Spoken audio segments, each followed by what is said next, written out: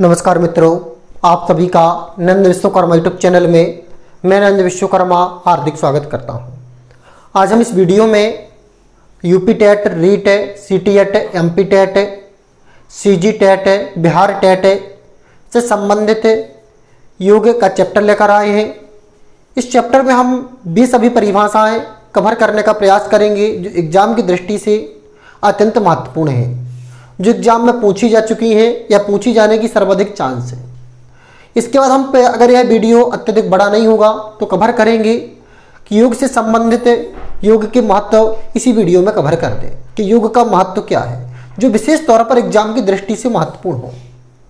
तो आज हमें 6 परिभाषा लेकर आए हैं।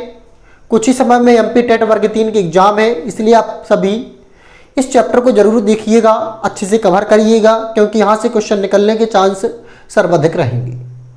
तो देखिए योग से संबंधित कुछ परिभाषाएं। पहली परिभाषा पतंजलि जी के अनुसार है। पतंजलि जी को योग का जनक भी कहा जाता है। हमने योग पार्ट फर्स्ट लेकर आए थे, उसमें हमने योग का पूरा इतिहास दिया था। तो पतंजलि जी के अनुसार योग की परिभाषा है योग चित्रवृत्ति निरोध है। इन्होंने कहा योग एक चित्र की वृत्ति का निरोध है। वेद व्यास के अनुसार योग समाधि है। जब हम समाधि के समाधस्थ अवस्था में पहुंच जाते हैं तो वह योग कहलाता है। यह है वेद व्यास जी ने के अनुसार योग है। इसके बाद डॉक्टर संपूर्ण आनंद के अनुसार योग अध्यात्मक कामधेनु है, अर्थात जिस प्रकार कामधेनु गाय से हम सब कुछ प्राप्त कर सकते उसी प्रकार योग एक आध्यात्मिक कामधेनु है। देखें भगवान श्री कृष्ण ने कहा है योग कर्मस्यु कौशलम, अर्थात कर्म ही योग है। यदि आप अपना कर्म कर रहे हैं, मैं अपना कार्य कर रहा हूं, कर्म कर रहा हूं, तो यही क्या है? योग है। तो गीता में इन्होंने भगवान श्री कृष्ण ने संदेश दिया था कि कर्म ही पूजा है, कर्म ही सबसे बड़ा योग है।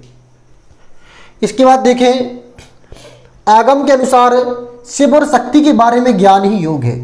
जो भगवान शिव और माता पार्वती के बारे में ज्ञान रखता है वह ही योग है।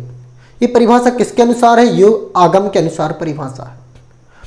इसके बाद भारतीय कृष्ण तीर्थ के अनुसार भगवान से व्यक्ति की एकता ही योग है। जब कोई व्यक्ति भगवान से मिलता है, उस भगवान से मिलने के जो सानिध्य करता है उस प्रक्रिया को ही क्या कहते हैं? योग कहते हैं। तो यह 6 की 6 परिभाषाएं एग्जाम की दृष्टि से अत्यंत महत्वपूर्ण है, इसलिए इन परिभाषा को आप अच्छी तरह से कवर कर लीजिए।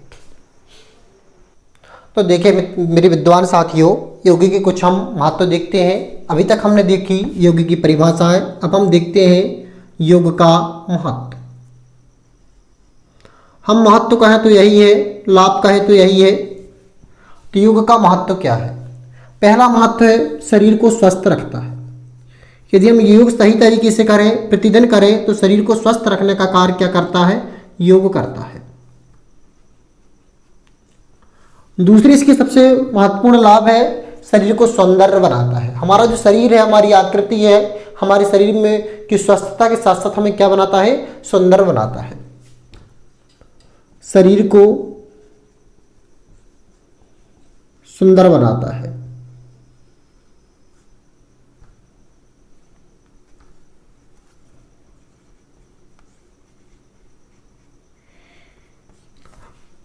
इसके बाद तीसरी इसकी विशेषता या हम कहें लाभ या महत्व है कि शरीर को रोगों से दूर रखता है। तो देखते हैं इसके कुछ और महत्व। यदि हम आपको वैसा करके बताते तो वीडियो बहुत बड़ा हो जाता, इसलिए हमने योग के सभी महत्व स्क्रीन पर लिख लिए हैं। अब आप आसानी से इसे नोट कर सकते हैं, समझ सकते हैं। तो हमने आपको 2 महत्व बताए थे कि शरीर को स्वस्थ रखता है, शरीर को सुंदर बनाता है, शरीर को रोगों से दूर रखता है। अर्थात हम कह सकते हैं कि हमारे शरीर को स्वस्थ रखने का सबसे महत्वपूर्ण कार्य योग करता है। यदि आप नियमित तौर पर योग करते हैं तो आपका शरीर स्वस्थ रहेगा, आप हमेशा रोगों से आज़ाद रहेंगे, किसी प्रकार का आपका रोग सताएगा नहीं। इसके अलावा आराम प्रदान करता है। हम पर डे योग करेंगे तो हमारा शरीर स्वस्थ रहेगा और हमें आरामदायक महसूस होगा। मानसिक तनाव को कम करता है। हमारे मन में विभिन्न प्रकार की जो चिंताएं चलती हैं, हम कभी एकाग्रचित नहीं हो पाते हैं, लेकिन यदि आप योग करेंगे तो इससे आपको निजात मिलेगा। मानसिक शक्ति को बढ़ाता है। अधिकांशतः छात्रों के कमेंट बॉक्स में कमेंट मिलते हैं कि सर हमें आप कोई ऐसा तरीका बताइए जिससे हम आसानी से लंबे समय तक कोई भी सामग्री विषय वस्तु पढ़कर याद रख सकें। तो उनका सबका एक ही समाधान है कि आप योग करिए। योग करने से आपकी मानसिक शक्ति में बढ़ोतरी होगी। योग आसानी पूर्वक किया जा सकता है। मोटापा कम करता है। अक्सर पे क्या होता है कि मोटे ताजे व्यक्ति होते हैं, वो भिन्न प्रकार की एक्सरसाइज करती हैं, वैसे उनसे भी योग कुछ हद तक कम होता है, उनसे भी मोटापा कुछ हद तक कम होता है। लेकिन बेस्ट तरीका है कि आप योग करिए। योग हर हालत में आपको स्वस्थ रखेगा, फिट रखेगा, तंदुरुस्त रखता है।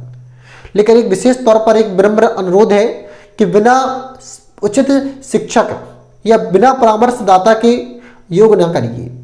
आप जब योग कर रहे हो तो कोई योग्य शिक्षक आपके साथ होना चाहिए। इसके बाद नैतिक मूल्यों को बढ़ाता है। तो यह थी आपकी योग की कुछ महत्व जो आपके भिन्न प्रकार के एग्जाम के लिए महत्वपूर्ण है। यदि आपको वीडियो अच्छा लगा है तो वीडियो को लाइक कर दीजिए। चैनल पर फर्स्ट टाइम आए हैं तो चैनल को सब्सक्राइब कर लीजिए, क्योंकि हम आपके लिए इसी तरह की जानकारी लेकर आते रहते हैं। नमस्कार मित्रों, जय माता दी, राधे राधे, जय श्री राम।